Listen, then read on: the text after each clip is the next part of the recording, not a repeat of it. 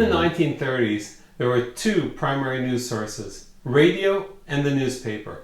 They sent their correspondents around the world to gather news. These journalists would see and hear, verify and corroborate, investigate, then expertly, objectively file their reports.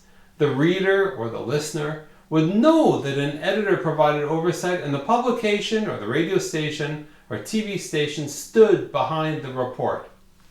When television came around in the 1950s, this model still worked. 70 years later, media has evolved significantly, and so has reporting. Consider, the cost of reporting has meant that newspapers have significantly reduced the number of reporters in the field. This has been exacerbated by declining ad revenues.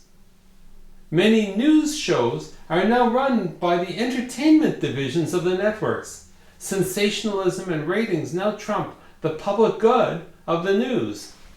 The line between a reporter who's objective and independent and being a columnist who's expected to have a strong opinion is often blurred.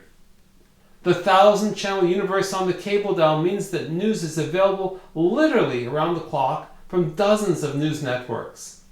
And the billion-channel universe, the internet, has meant that consumers can consume any news from any outlet from anywhere in the world.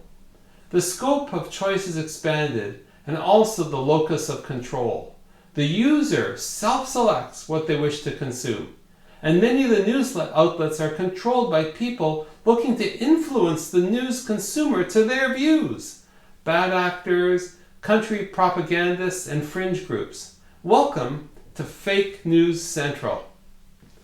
Probably the biggest change has been the impact of the social web, which has also been called citizen journalism. Bloggers, often with huge followings, provide a narrowcast view into their area of focus. Twitter provides an instant, on-the-ground perspective directly from people who are there. YouTube provides graphic footage on news, often as it's happening. And Facebook provides perspective from people who are just like you. Now, Google News and Apple News, they curate content, sometimes without any human oversight. In a certain sense, the internet is squeezing out traditional journalism. Something is gained, but something is also being lost. No guarantee of accuracy, no editing, no guarantee of independence, no oversight, and rampant manipulation by bad actors. While it's true that the wisdom of the crowd will expose the most egregious errors and bias, there's no guarantee that what is being read is reporting, or merely opinion masquerading as reporting, or even propaganda pretending to be reporting. As a result, consumers and marketers are easily trapped in their own echo chamber. They learn what they want to learn from people they want to learn from. They don't listen to the other, and they feed themselves data that may be incorrect, biased, or worse, corrupt. They don't get exposed to the diversity of thinking and perspective that will allow them to make their own best decisions. So here's your challenge. We can't turn back the clock on social media, and most people don't really want to. But where do you get your data points for making your decisions? Collecting a diverse perspective is no longer the responsibility of professional journalists. It's now up to us.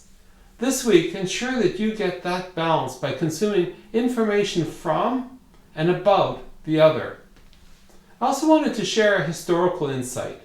Mainstream media never really was without bias. A photographer could choose an unflattering picture of a politician. An editor can choose a questionable headline, or devote more space to stories that are critical of a pet issue. What's new is that today we have a completely different set of checks and balances, and the reader is never sure what they are.